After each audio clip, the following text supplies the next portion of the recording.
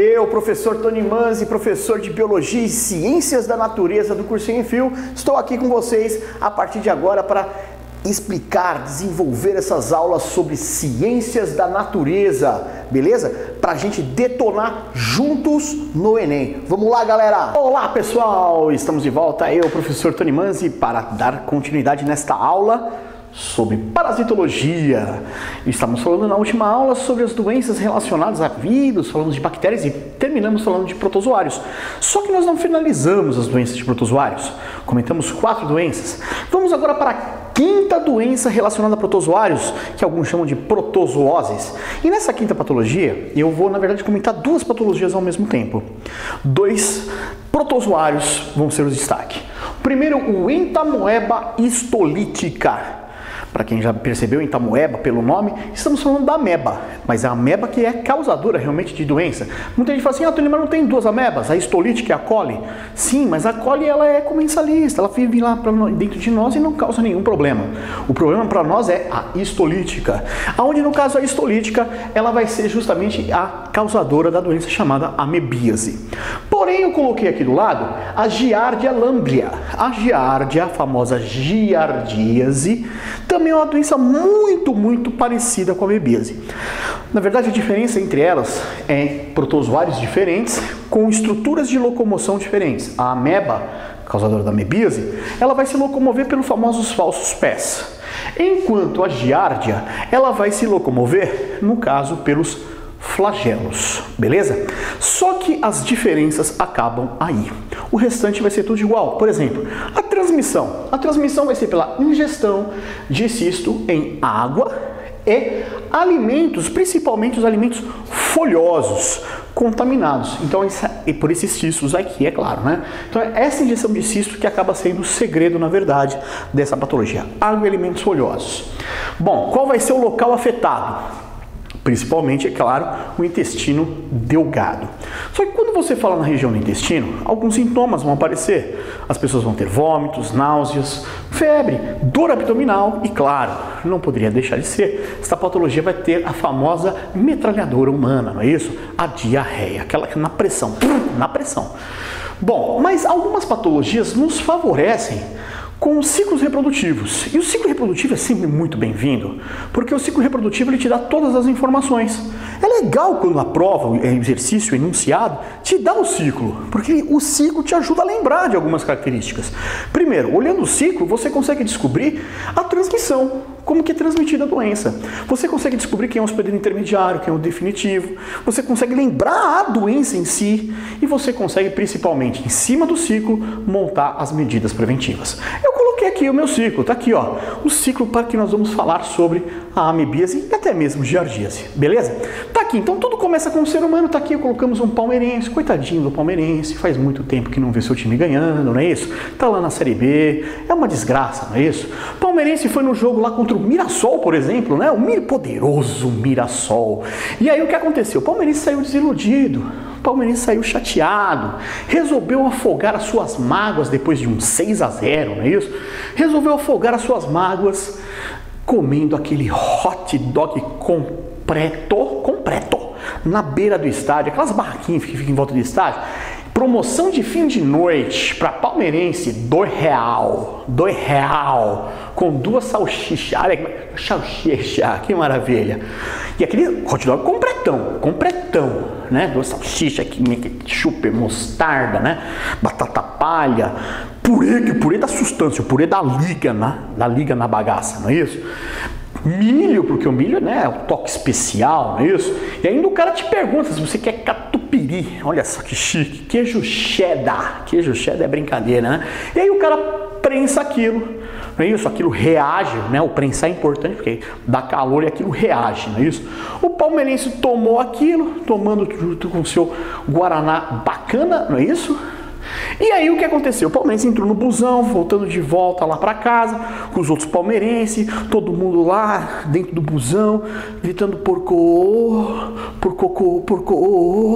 E o palmeirense que comeu o lanche foi começando a sentir um negócio remoendo dentro dele, algo ganhando vida, não é isso? E aí ele não teve jeito, ele puxou a cordinha do busão, que é um busão moderno, né? Puxou a cordinha do busão, se jogou na lagoa e liberou aquilo que estava ali incomodando, não é isso? Soltou o turbinado aqui. Conclusão: o palmeirense achou que o problema foi o lanche. Não, o problema não foi o lanchinho, não foi. A culpa não foi do lanche. O palmeirense já estava infectado há um tempo, já estava com ameba e não sabia. Esta diarreia começou e aí liberou os cistos. O problema é que eu falei, ele se jogou numa lagoa.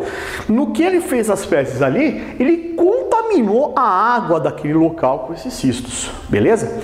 Aí o amiguinho que estava junto com o palmeirense resolveu também descer do busão e tomar um golinho d'água, porque estava com sedinha. Ai, que sedinha! E aí, toma água contaminada por esses cistos, a pessoa adquire. Mas aí você fala assim, ah, Tony, que nojento, que nojo, tomou a água, tá bom. Então vamos supor agora que eu sou o dono da lagoa, beleza? Eu não fiquei ali atrás da moita, montando guarda, esperando o palmeirense cagão. Palmeirense cagão! Brrr. Não, eu não fiquei ali.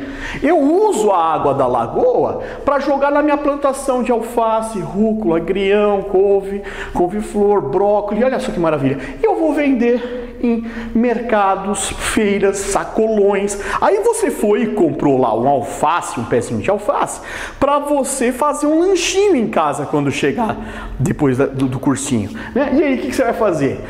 Aí você pega e faz lá pão, carne, né? Queijo, molho especial, não é isso? Com cebola e picles, não é isso? Bastante alface, num pão macio com gergelim, não é isso? Só que você não lavou aquele alface direito, meteu o alface lá, aquele alface contaminado, porque eu usei a água da lagoa para irrigar minha plantação.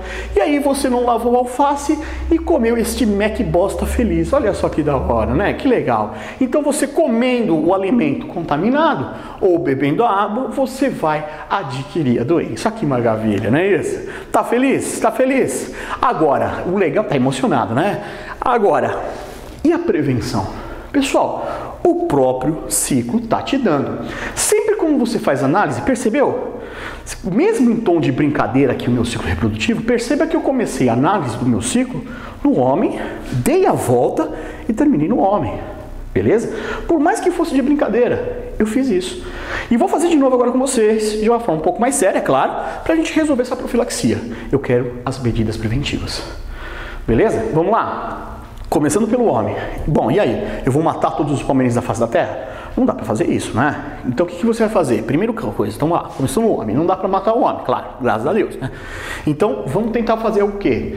Evitar que essas fezes caiam na água. Então pronto, você já começou. Saneamento básico, beleza? Porque o saneamento básico, primeiro, vai te falar o quê? Primeira, implantação de uma rede de esgoto para evitar que essas fezes caiam na água, numa represa, numa lagoa, beleza? Segundo, mesmo que caiu, vamos supor, caiu na represa ali. E aí?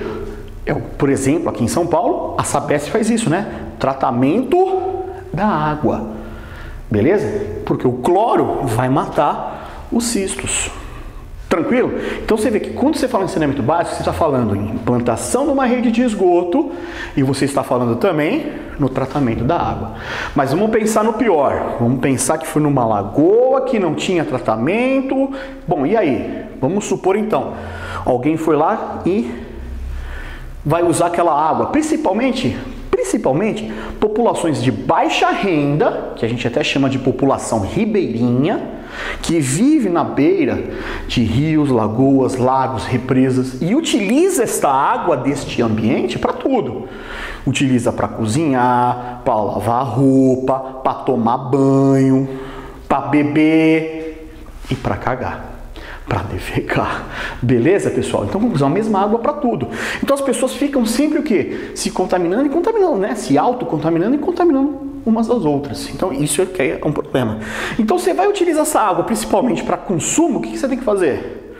Fervura da água. Então agora você já sabe, além do saneamento básico, que é implantação da rede de esgoto, tratamento da água, vai consumir essa água, você não sabe de onde ela está vindo? Fervura dessa água. Beleza? Bom, Tony, e os alimentos? Porque enquanto você até pode dizer isso, o problema da água é um problema de classe social, não é isso? Vão afetar as pessoas ali mais pobres, não é isso? Se não tem água encanada, não tem saneamento básico, não é isso? Verdade, eu concordo com você. Mas o alimento O alimento não vê classe social, galera. O alimento vai pegar do mais pobre ao mais rico.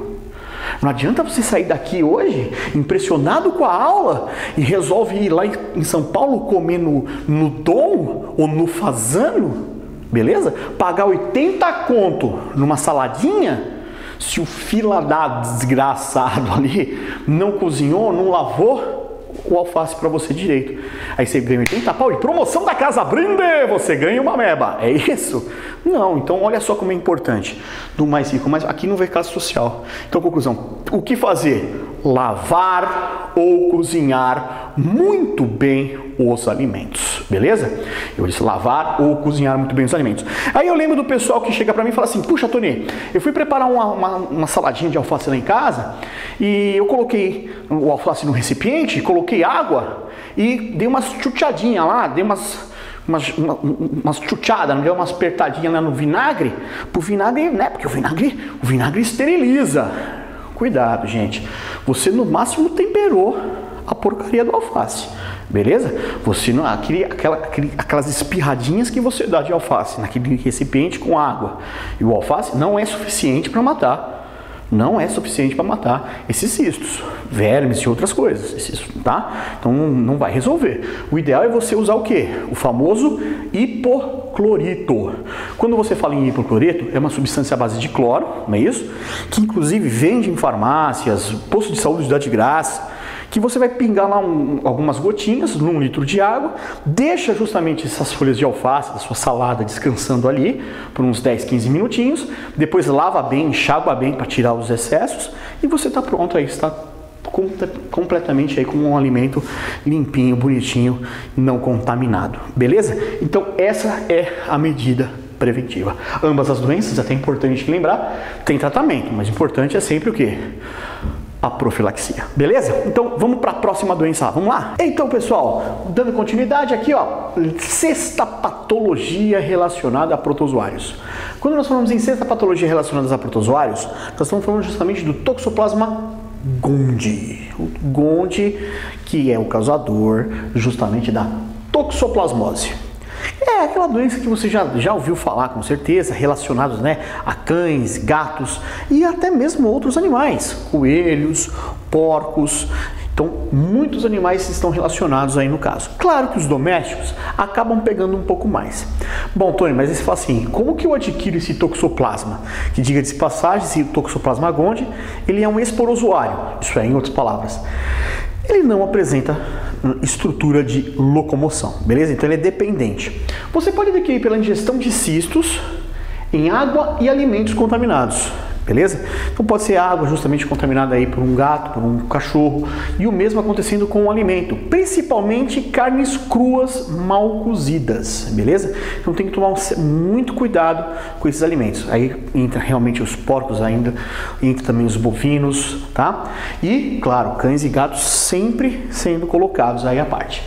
Claro que também a gente não pode descartar os contatos com os animais, né? Principalmente lambidas. Os cachorros geralmente está relacionado à lambida. O cachorro, na verdade, ele apresenta o toxoplasma em seu intestino na verdade, para animais e gatos, não é? Cães e gatos, é um problema mais intestinal para eles, tá? Agora, o cachorro, vamos dar o exemplo primeiro do cachorro. O cachorro, na verdade, ele vai fazer as suas fezes e às vezes pode acontecer de ele lamber essas fezes, caso ele já apresente o toxoplasma. Se ele apresentar, ao lamber as fezes, fica na boca dele estes cistos. E aí, por isso que a gente fala que tem que se evitar de um animal lamber a boca.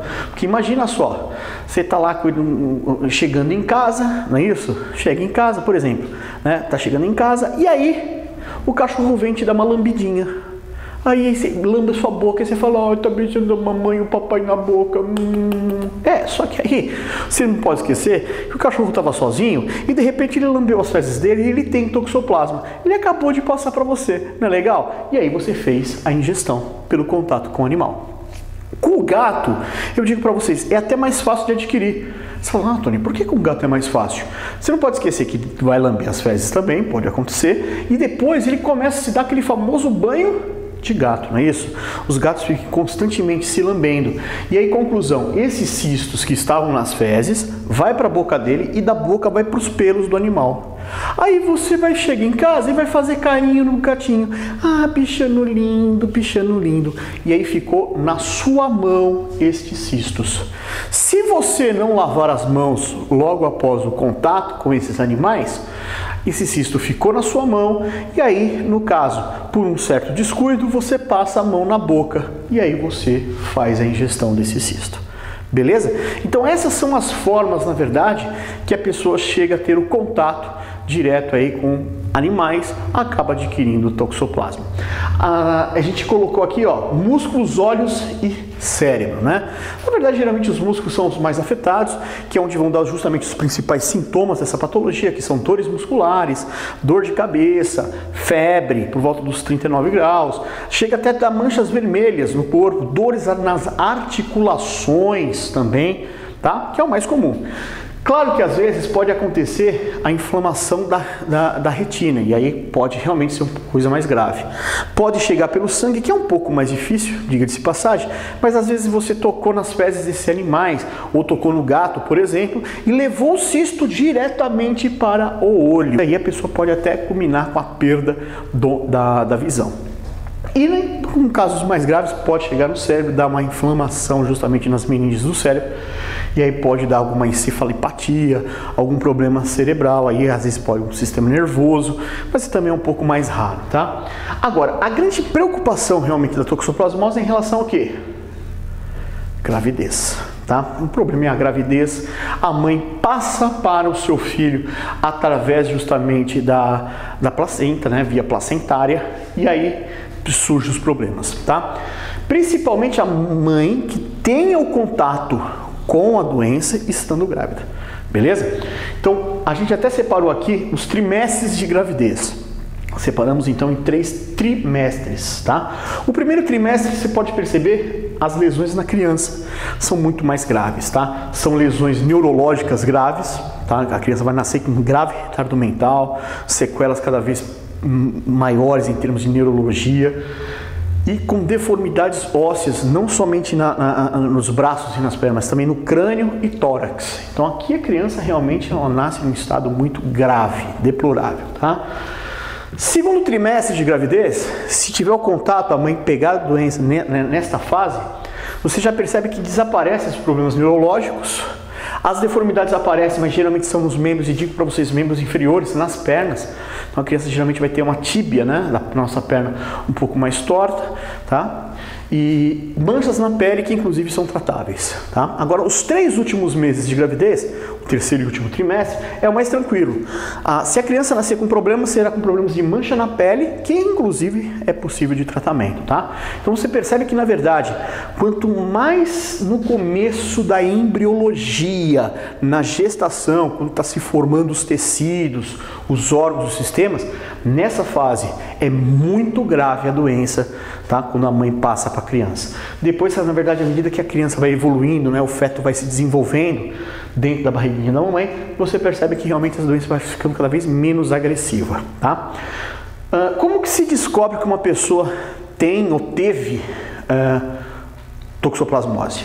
É através, na verdade, da visualização de anticorpos dessa doença lá no sangue. Os anticorpos são 2, o IgM e o IgG. O IgM, na verdade, ele é da fase aguda que a gente fala da doença, enquanto o IgM na fase aguda e o IgG é o da fase crônica, tá? Você fala assim, mas como assim fase aguda e crônica? A fase aguda é aquela que vai se dar com mais ou menos 2, 3, no máximo 4 dias de doença, os 4 primeiros dias da doença. Depois disso já passa a ser a fase crônica. Isso depende da patologia, tá? Mas na maioria dos casos, a gente pode afirmar com toda certeza para vocês que as primeiras 48 horas é a fase aguda, beleza? Nesta patologia em questão, tá? E depois disso, né, depois dessas 48 horas, passa a ser considerada a fase crônica. Nesta patologia em questão, a gente considera como fase aguda, fase inicial da doença, praticamente no primeiro mês, tá, de doença. Então a pessoa tem o IgM, nos primeiros semanas está produzindo bastante IgM, que vai combater a doença, e depois na fase crônica, para o resto da vida, vamos dizer assim, a pessoa produz o IgG, tá? Só que o que acontece? No primeiro mês, vamos dizer assim, a pessoa passa a ter, na verdade, né, por um período os dois, porque o IgM também tem uma durabilidade em torno de 30 a 45 dias, tá, dentro do sangue da pessoa, depois que ele foi produzido, vamos dizer assim, a validade dele é de 30 a 45 dias. Então, por um certo período, a pessoa pode apresentar até os dois, tá? Vamos supor aí, uma pessoa acabou de adquirir a toxoplasmose. Se eu fizer exame de sangue dela na próxima semana, com certeza eu só vou encontrar IgM. Se eu pegar essa pessoa agora e fazer o exame dela de sangue daqui mais ou menos um mês e meio, aí eu vou encontrar provavelmente os dois ainda no sangue dela. Se daqui a 6 meses eu fizer exame de sangue nessa pessoa novamente, aí eu vou encontrar só o IgG no sangue dela, beleza? Então com isso eu consigo dizer, se eu encontrar os dois, eu consigo dizer que a pessoa já tem aí um mês e meio de patologia. Se eu encontro só IgM, é porque está no comecinho, muito recentemente, beleza? E isso ajuda, inclusive, por esses diagnósticos, a saber em que trimestre a criança foi afetada e tudo mais, e o que pode ser feito, beleza? Então esses exames aqui acabam ajudando bastante. Claro que o principal é tentar justamente o quê? Evitar a doença. E evitar a doença significa o quê? Profilaxia, as medidas preventivas, beleza? E aí, claro, qual seriam as medidas preventivas? Claro, se vai usar uma água que você não tem origem, não sabe a origem dela direito, não tem jeito, fervura dessa água, beleza? Se você vai, na verdade, fazer uso de alimentos, de carne, como também eu acabei citando, cozinhar muito bem esses alimentos, beleza?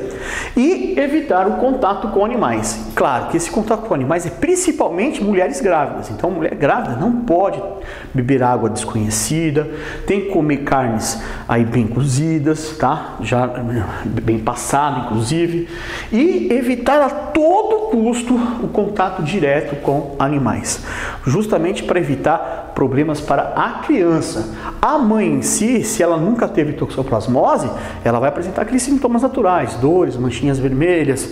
Uma semana e meia, a mãe está bem. Mas o problema é a criança, o estado da criança. Então o pensamento aqui fica maior em mulheres grávidas, beleza? Essa é a toxoplasmose. Com isso nós chegamos então na última patologia em doenças relacionadas a protozoários, a última protozoose. E nós começamos aí, no caso, com uma patologia muito importante, que é a malária, foi a malária, não é isso? E nós vamos terminar com uma outra patologia extremamente importante, que cai muito em vestibulares e cai muito no Enem. É campeão de audiência quando você fala de doença.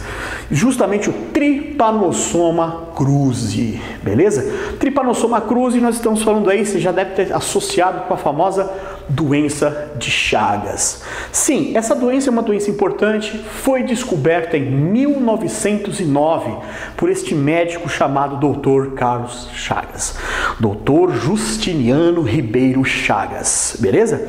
Dr. Carlos Chagas, aí um garoto prodígio, já praticamente com seus 18 anos de idade, já ingressava à Faculdade de Medicina do Rio de Janeiro, e ele, que é mineiro inclusive, ele na verdade, com 5 anos de estudo na medicina, já se tornava um grande médico. Em 1902, isso já estava formado. Quando ele estava justamente ingressando aí essa parte justamente de soroterapia, né? E ele acabou indo trabalhar com recomendações de professores e mestres da faculdade e recebeu cartas de recomendações para ir trabalhar justamente com nada mais, nada menos do que Dr. Oswaldo Cruz.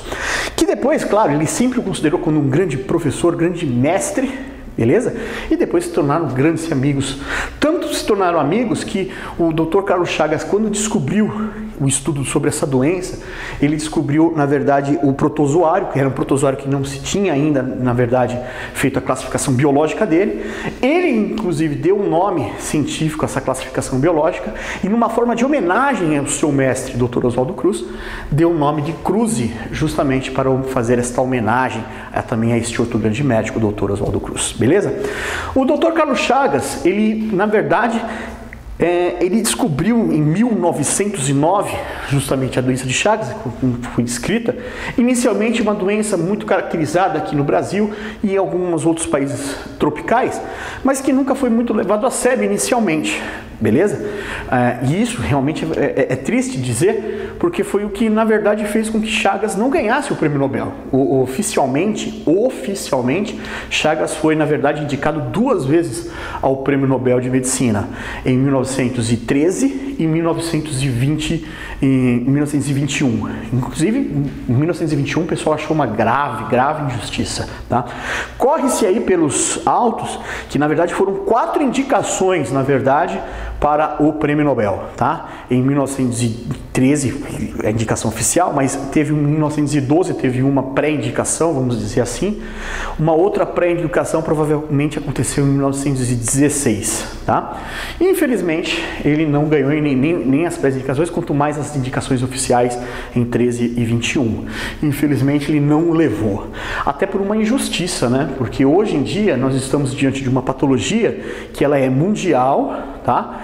E é uma das grandes patologias do mundo, diga-se de passagem, e tudo que se sabe sobre essa patologia foi descoberto por Dr. Carlos Chagas. Tudo que nós sabemos sobre ela foi descoberto por uma única pessoa, um único pesquisador, tá? E isso é raro, porque você pega a AIDS, a gente viu o vírus da AIDS foi visto pela primeira vez por um francês, depois um coreano descobriu o AZT, o outro descobriu como que era a cápsula, e assim foi indo. Então várias pessoas no mundo, em pontos distantes, em momentos distintos, descobrindo sobre a mesma doença. Aqui não. Tudo que nós sabemos sobre Chagas, sobre a doença de Chagas, foi descoberto pelo Dr. Carlos Chagas. Tudo em 1909. Ele descobriu, por exemplo, que pode ser uma doença transmitida por transfusão sanguínea, pode ser transmitida por gestação, a mãe pode passar para a criança, beleza? Mas o principal mesmo é a transmissão, por um inseto. E aí, muito cuidado porque é pegadinha de prova. Ele é um percevejo. E eu vejo muita gente falando assim, é um mosquito barbeiro. Mosquito, uma pinóia, não existe isso. Percevejo. Cuidado, eu estou falando isso, dando essa grande atenção a isso, porque eu já vi questões de vestibulares falando assim, qual é o agente transmissor da doença de Chagas? E logo de cara na alternativa A, os caras colocam lá, mosquito barbeiro. E aí todo mundo lembra do barbeiro e fala, puta, é essa. Só que na alternativa E, lá embaixo, propositalmente, estava lá o percevejo triatoma. Por que triatoma, Tony? Porque o nome técnico desse percevejo é Triatoma infestans. É um nome científico, vamos dizer assim, desse percevejo, que ficou popularmente conhecido como barbeiro. Aí você fala assim, por que barbeiro, Tony? É porque ele voa mal? Não, ele não voa mal. Quando você fala em barbeiro, na verdade ele recebeu este nome porque se trata de um inseto hematófago. O que significa isso mesmo? Que se alimenta de sangue, beleza? Só que os animais hematófagos, e esse aqui não é diferente, têm justamente hábitos noturnos. Ele gosta de sair de balada, gosta de sair à noite, curte a night, beleza?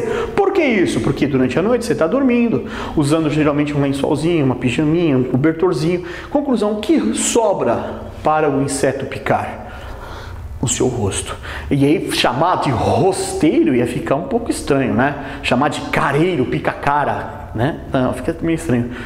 Pica-face, então é faceiro. Não, vai barbeiro mesmo, fica melhor. E pegou, o apelido pegou como barbeiro e a coisa acabou ficando. Beleza? Aí você fala assim, mas Tony, como se dá realmente esta transmissão? Essa transmissão vai se dar da seguinte forma, olha lá, tá aqui o nosso homenzinho aqui, olha lá, tá aqui o nosso homenzinho, e aí o barbeiro, essa pessoa foi dormir, tá lá dormindo e o barbeiro pousou em seu rostinho. Tá aqui o percevejo, ele tem até um dorsinho aqui no dorso, esses tracinhos amarelados. E aí o interessante é que ele vai picar para se alimentar, não é isso? Aí você fala assim, então vai ser pela saliva. Não, não é pela saliva, pessoal. Ele pica para se alimentar, mas ao mesmo tempo que ele se alimenta de sangue, olha só, ele dá uma cagadinha na sua cara. Você tá dormindo, de boa, toma uma picada e uma cagada na cara. O que você faz? Coça. No que você coça, você espalha essa fezes toda no seu rosto, só que nas fezes nós vamos encontrar ele, o Trypanosoma cruzi. Aí o Trypanosoma cruzi vai cair justamente por onde você se alimentou, por onde ele, na verdade, se alimentou. Então, conclusão, você pode até falar assim, é pela picada do inseto. Não, oficialmente a gente acaba dizendo que é pelas fezes do barbeiro que caiu por onde ele se alimentou, beleza? Então, obrigatoriamente pelas fezes do barbeiro. E aí você percebe que muda completamente aquilo que nós falamos no início desta aula, né? Eu falei que lá os mosquitos obrigatoriamente vão transmitir por onde? Pela picada, pela saliva. Aqui não. Ele não é mosquito, como eu falei, ele é um percevejo. E aí muda, inclusive, essa característica. A transmissão vai se dar pelas fezes contaminadas do barbeiro. Beleza? Tranquilo, pessoal? Muita gente disse, Tony, que pode pegar pela cana de açúcar, pode pegar pelo açaí, não é isso? Nós tivemos alguns casos aqui no Brasil bem interessantes. Na região sul do nosso país, um grupo de pessoas, se não me engano eram umas 5 ou 6 pessoas que estavam viajando justamente em direção a Curitiba, Paraná, saindo de São Paulo para Curitiba, Paraná. Pararam justamente aquelas barraquinhas beira de estrada para tomar um suco de cana de açúcar, né, a famosa garapa, como alguns dizem, e comer um pastelzinho. O problema é que essas pessoas deram entrada ao hospital com intoxicação alimentar grave, beleza? E quando fizeram os exames, foi notificado que apresentava justamente o parasita, na verdade, o Trypanosoma cruzi, que estava causando uma intoxicação intestinal. Algumas pessoas chegaram até a morrer, tá? Em um prazo aí de mais ou menos 10 a 15 dias. E aí, muitos até começaram a falar, então tá aí, ó, pegou doença de Chagas tomando caldo de cana. Aconteceu também um caso justamente em Manaus, de um casal e também de uma família no Pará, que comeram açaí, tiveram essa intoxicação também, chegaram também aí alguns integrantes da família e o casal acabaram por falecer por essa intoxicação alimentar. E aí de novo começaram a falar que era a doença de Chagas. Pessoal, muito cuidado, tá? Muito cuidado, porque nós estamos falando justamente aí de uma patologia que a transmissão tem que ser via sangue, pessoal, tá? A intoxicação alimentar é uma doença completamente diferente. E a coisa foi tão complicada, tão séria, que eu cheguei a ver uma questão de um pré-vestibular na época, falando que a caldo de cana era realmente uma das formas de transmissão da doença de Chagas. Muito cuidado, nada se provou. Uma coisa é certa, eles não morreram de doença de Chagas, não tiveram os problemas relacionados a Chagas, beleza? Foi uma intoxicação alimentar, nada comprovado. Aí você fala assim, mas Tony, como que essas pessoas tomaram ali, né? O que aconteceu, afinal de contas? Bom, o que aconteceu na verdade, de duas uma, tá? De duas uma, diga de passagem. Provavelmente aquelas canas já estavam cortadas e provavelmente tinha fezes nela. E aí o cara moeu com as fezes junto e o pessoal tomou o Trypanosoma cruzi. Ou mais provável, que é aquilo que o pessoal na verdade mais acredita, na hora de moer a cana, moeu junto o barbeiro. E aí ficou vamos dizer assim, esse caldo de cana vitaminado e a pessoa adquiriu esse Trypanosoma cruzi. O mesmo deve ter acontecido com o açaí. Provavelmente na hora de triturar o açaí, trituraram junto o barbeiro ou suas fezes e assim se adquiriu justamente o Trypanosoma cruzi. Beleza? Tranquilo? É importante lembrar que aonde que nós vamos encontrar, afinal de contas, este barbeiro? Nós encontramos na região de mata, na região de floresta, beleza? É importante lembrar também as condições de moradia, porque algumas pessoas acabam entrando floresta dentro, mata dentro e acabam construindo o que nós chamamos de as famosas casas de pau a pique. São casas onde a armação da casa é feita de bambu, beleza? Feita, portanto, de madeira, e a parede, como se fossem os tijolos, são blocos de barro, beleza? A casa é bem resistente, diga-se de passagem, porém, quando o barro seca, ele cria umas rachaduras superficiais. O barbeiro curte viver no meio dessas rachaduras. Às vezes você entra numa casa dessa, você olha a rachadura e você vê lá grãozinhos de arroz. Olha, grãozinhos de arroz, é decoração da casa, é isso? Não, são ovos de barbeiro. Ele coloca aí uns ovos que são parecidos com grãos de arroz. Provavelmente as pessoas dessa casa devem estar contaminadas já, beleza? Bom, mas afinal de contas, saindo da história de um pouco do barbeiro, o que realmente acontece dentro do corpo humano? Bom, quando o Trypanosoma cruzi ele entra no corpo da pessoa, ele vive justamente no sangue, beleza? O lugar predileto dele viver é o sangue. Só que ele precisa de um local para se reproduzir. E é esses locais, preferencialmente, é o coração. Claro, pode afetar outros lugares? Sim, já vi casos de pessoas que tiveram problemas, por exemplo, no intestino, no esôfago, no estômago, fígado, rim. Mas uma coisa é certa, em todas as pessoas, coração. Bom, Tony, mas como assim? Por quê? O que acontece? Imagina que essas aqui, ó, sejam as fibras musculares do coração. Elas são todas juntinhas, todas paralelas, esticadinhas, beleza? O Trypanosoma cruzi gosta de se enfiar no meio dessas fibras. Só que ela perde essas características. Ela deixa de ser esticadinhas, juntinhas, paralelas. E olha como elas ficam. Elas ficam mais frouxas, ficam laceadas, porque os trypanossomas montam ninhos ali para justamente fazer a reprodução. E aí isso acaba fazendo o quê? Aquele grande sintoma, né? Aquela grande característica da doença de Chagas. O coração, ele incha, beleza? O coração incha demais. Claro, vai ter problemas cardíacos a pessoa? Sim, batimento, problemas no batimento, a pessoa vai ter inicialmente disritmia, podendo ter períodos de arritmia, a pessoa vai ter realmente problemas cardíacos, às vezes até de pressão. E uma coisa é certa, a pessoa vai ter problemas de pulmão. Sim, problemas respiratórios. Você fala, nossa, Tony, por quê?